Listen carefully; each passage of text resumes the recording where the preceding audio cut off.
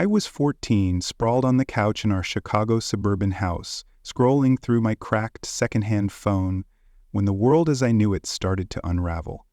The living room was dim, lit only by the flickering glow of a Cubs game on the TV, the volume low enough to hear the clink of ice in Greg's whiskey glass from the kitchen. My stepfather's voice, slurred and sharp, cut through the air like a knife. "Why the hell should we waste $3,000 on that kid? My boys deserve the Caribbean cruise, not him." I froze, my thumb hovering over the screen, heart pounding like a drum in my chest. Then came my mother's voice, cold as the February wind off Lake Michigan. "You're right. He's just like his deadbeat dad anyway. Ungrateful. He wouldn't even appreciate it." I wasn't supposed to hear that. I was just grabbing a Coke from the fridge, sneaking through the kitchen in my worn-out sneakers, trying not to draw attention. But those words, they hit harder than any fist. My mother, the woman who'd tucked me in as a kid, who'd promised we'd always be a team, was dismissing me like I was nothing. And Greg? He'd never hidden his disdain, but calling me a burden? A waste? That was new, that was raw. I stood there rooted to the linoleum, the cold can sweating in my hand as the truth sank in. I wasn't part of their real family. Our house in the Chicago suburbs wasn't much. Red brick, sagging porch, the kind of place where every neighbor knew your business.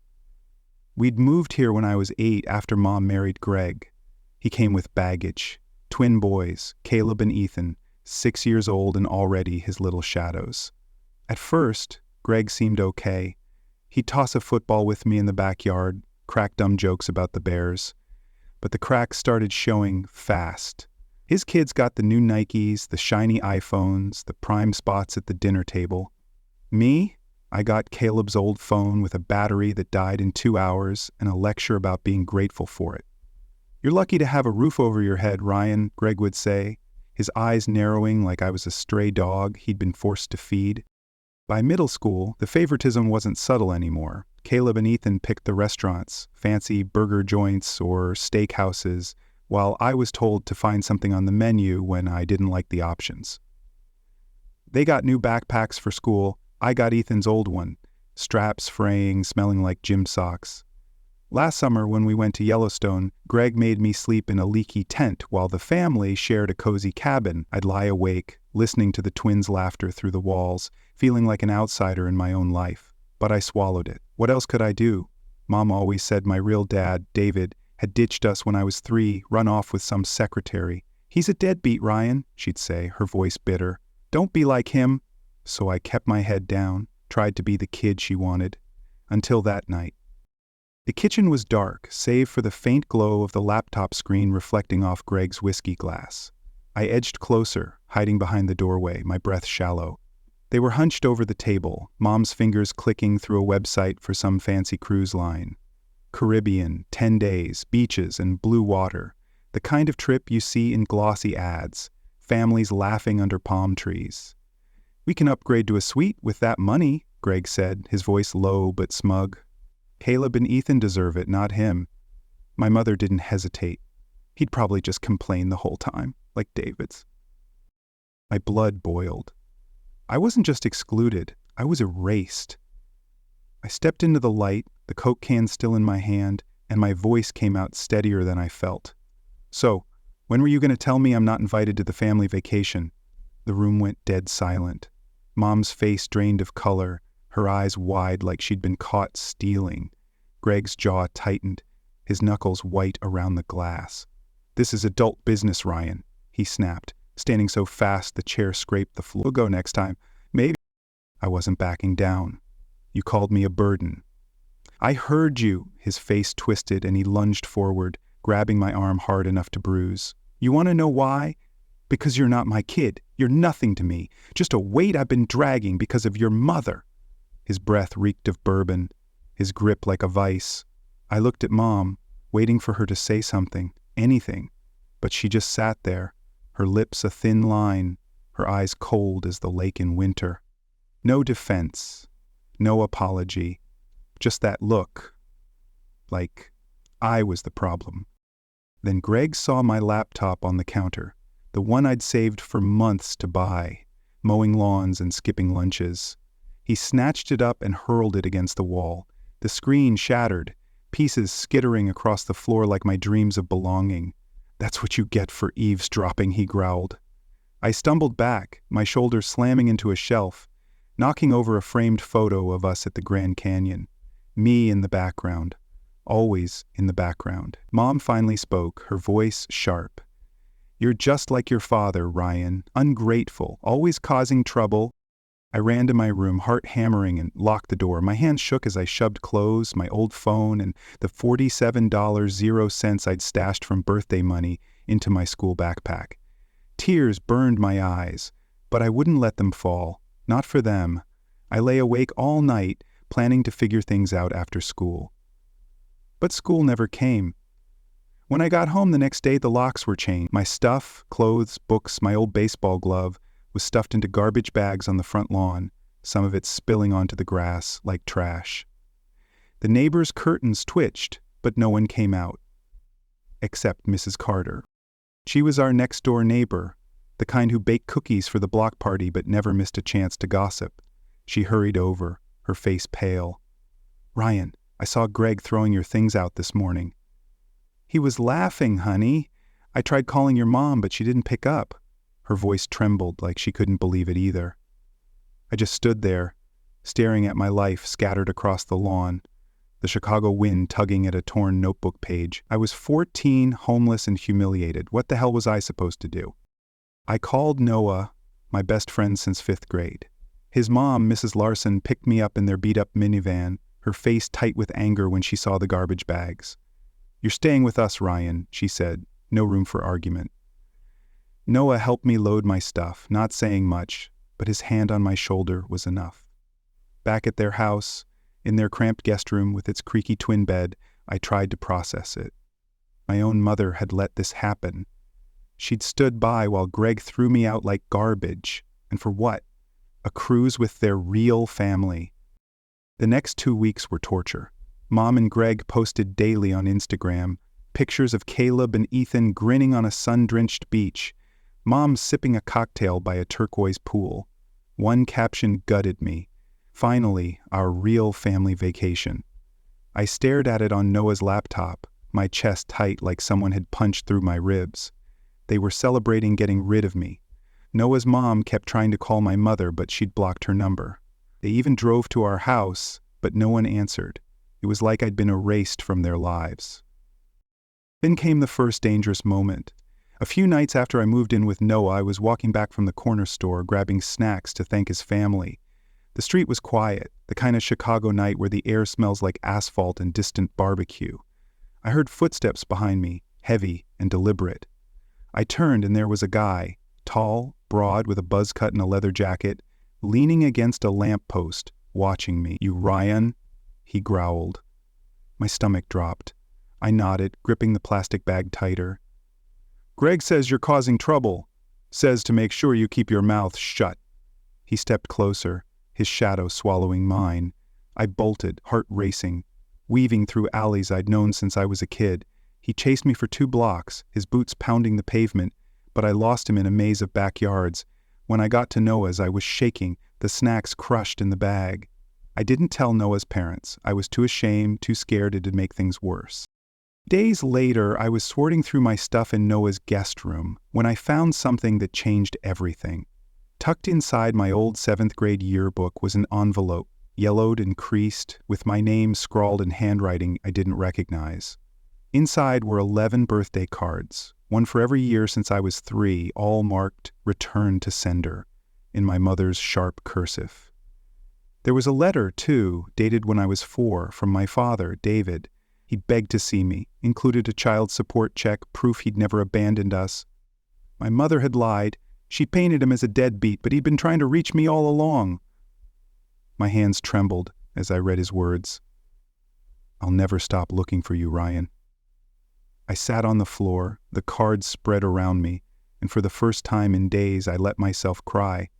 Not out of sadness, but rage and hope. Noah's mom, Mrs. Larson, found me like that. She sat beside me reading the letter over my shoulder. "We're calling him Ryan," she said, her voice firm.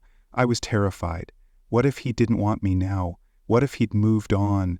But she dialed the number from the latest card, putting it on speaker. When a man answered, his voice warm but cautious, Mrs. Larson explained everything. There was a long pause, then he said, "Ryan? You found Ryan?" His voice broke, like he'd been holding his breath for years. I couldn't speak, my throat tight, but I managed to shaky. "Yeah, it's me." He was crying now, and so was I. He told us the truth. Mom had left him when I was 3, not the other way around. She'd met Greg at a real estate conference, decided he was her ticket to a better life, and vanished with me. David had hired a private investigator, sent cards, paid child support to a bank account she controlled, all while she told me he didn't care. The second dangerous moment came a week later, just before David flew to Chicago. I was biking to the library to clear my head, the city alive with the hum of summer. A black SUV pulled up beside me, the window rolling down to reveal Greg's face, red with anger. "Get in, Ryan," he barked. "We're sorting this out now." My heart raced. I knew that tone. He was drunk, unpredictable. I pedaled faster, cutting through a park, but the SUV followed, tires screeching as it jumped a curb. Kids scattered, parents shouted, but I kept going, my legs burning. I ditched the bike behind a dumpster and sprinted to a crowded street, losing him in the chaos. When I finally stopped, gasping for air, I realized he wasn't giving up. He wanted to scare me, maybe worse. David arrived the next day, a lawyer in tow. We met at a diner near Noah's house, and seeing him was like looking in a mirror. Same blue eyes, same stubborn jaw. He didn't try to hug me or play the hero. He just said, "I've missed 11 years of you, Ryan. I want to make it right." He showed me the divorce papers, proving Mom had violated his custody rights. The judge granted him emergency custody, and I made a choice. I was leaving Chicago, leaving Mom and Greg for a new life in Seattle. The day before we left, Mom showed up at Noah's house, tears streaming, claiming she'd made a mistake. Mrs. Larson blocked the door, her voice like steel. "You abandoned your son, Lisa. The police are on their way." They weren't, but Mom didn't know that. She screamed about her rights, but then David pulled up and her face crumpled. "David, David," she whispered, like she'd seen a ghost. He didn't flinch, just played a voicemail she'd left years ago, bragging about hiding me from him. She tried to grab his phone, but he stepped back. "I'm taking my son home," he said. I watched from the window, my heart pounding, knowing this was the end of one life and the start of another. Seattle hit me like a tidal wave. New city, new school, new life. The air smelled different here, sharp with salt from Puget Sound, not the heavy asphalt and hot dog stands of Chicago. I was 15, living in my dad David's one-bedroom apartment, sleeping on a pull-out couch while he took the floor. He didn't complain, not once, even when I caught him rubbing his back after a long night. "We'll get a bigger place soon, Ryan," he'd say, his blue eyes, my eyes, crinkling with a smile. He was trying to rebuild what Mom and Greg had torn apart, but I was a mess of anger and doubt, a kid carrying a decade of lies like a backpack full of bricks. Starting over wasn't easy. My new school, a sprawling brick building near Capitol Hill, was packed with kids who'd known each other since kindergarten. I was the outsider with the Chicago accent and the chip on my shoulder. The first week, I got into a fight in the cafeteria. Some guy named Tyler called me new kid one too many times, and I shoved him into a table. Food trays crashed, kids cheered, and I ended up in the principal's office, knuckles bruised. David didn't yell when he picked me up. Instead, he took me to a kickboxing gym that evening. "You've got fire, Ryan," he said, tossing me a pair of gloves. "Channel it here, not at school." The gym became my refuge, the thud of my fists against pads drowning out the noise in my head.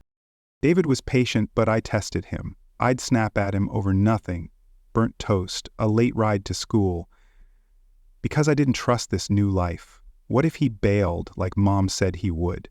But he didn't. He showed me photos of himself at my age. Same lanky build, same stubborn jaw.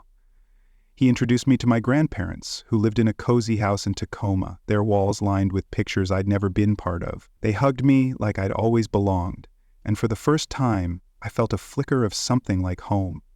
Still, the anger lingered. Every time I checked Instagram, Mom and Greg's posts from their Caribbean cruise stabbed at me. Smiling twins, turquoise water, captions about their real family. I wanted to scream, to make them feel the weight of what they'd done. Then came the first real test. A month into our Seattle life, I was walking home from the gym, sweat-soaked and sore, when my phone buzzed with a text from an unknown number. "You think you can just walk away, Ryan? You're still my problem." It was Greg. My stomach twisted. I glanced around the darkening street, the city's neon lights reflecting off wet pavement. A car engine rumbled behind me, too close. I turned to see a black SUV idling at the curb, the same one from that night in Chicago. Greg leaned out the window, his face half lit by a street lamp, eyes bloodshot. "Get in, kid, we're gonna talk." My heart pounded. But I wasn't the scared kid from Chicago anymore. I bolted, cutting through an alley, my sneakers splashing through puddles. The SUV revved, tires screeching as it followed. I ducked behind a dumpster, holding my breath as the headlights swept past. He didn't find me, but the message was clear. Greg wasn't done with me. I didn't tell David. I couldn't burden him when he was already sleeping on the floor for me.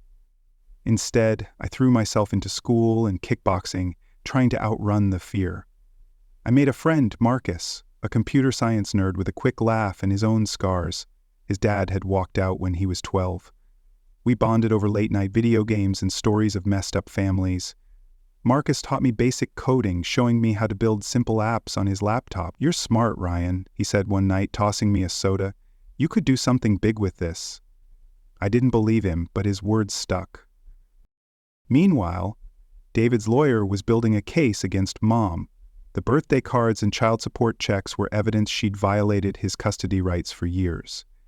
The judge extended David's custody, but Mom didn't fight it. Instead, she sent me a single text. "I made a mistake, Ryan. I miss you." I stared at it for an hour, my thumb hovering over the reply button. Part of me wanted to believe her, but the memory of garbage bags on the lawn, of her cold silence as Greg broke my laptop, stopped me. I deleted the message and blocked her number. David never badmouthed her, just focused on helping me adjust. He got us a 2-bedroom apartment by spring, giving me my own space, a room with a view of the Space Needle where I'd sit and dream of proving them wrong. The second test came during my junior year. I was walking to the bus stop after a late study session, the Seattle rain soaking my hoodie, when I heard a familiar voice. "Ryan, wait up!" It was Caleb, one of Greg's twins, standing under a streetlight, his backpack slung over one shoulder. He'd tracked me down through social media, flown to Seattle without telling anyone. My fists clenched instinctively. He'd been part of the real family that left me behind, but his face was different, tired, almost broken. "I need to talk," he said, glancing nervously over his shoulder. Against my better judgment, I followed him to a nearby diner, the kind with sticky tables and neon signs. Caleb spilled everything. Greg's construction business was crumbling. Bad investments, maxed out credit cards, a second mortgage on their house. Mom was working as a receptionist, her anxiety through the roof. Greg was drinking more, threatening to cut off Caleb and Ethan's college funds. "He's been saying you stole from us," Caleb admitted, staring at his coffee. "Filed an insurance claim years ago, said you took cash and jewelry. It's why we're broke." I felt the anger rise, hot and sharp. Greg had turned me into his scapegoat, lying to everyone to cover his failures. Caleb looked at me, his eyes pleading. "I know we were awful to you. I'm sorry, Ryan. I don't know what to do." I wanted to hate him, but he was just a kid caught in Greg's mess, like I'd been.